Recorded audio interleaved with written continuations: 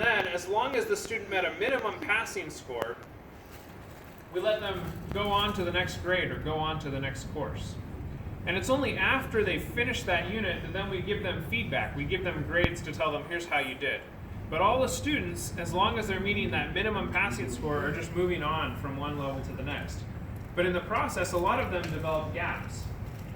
So if you can think about a student, if a student is passing a course and only learning, say, 60% of the material, that means there's 40% of the material they didn't understand before they moved on. And year after year, that 40% compounds until eventually you have students who get to secondary school and they say, I just can't do math, I'm not good at it, or I can't do science.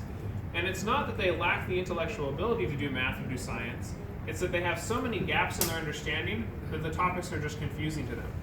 So sometimes we call this the Swiss cheese problem, where they get holes in their understanding like the holes. So for example, I heard one day on the radio as I was driving back from my school about this program in New York City called the School of One.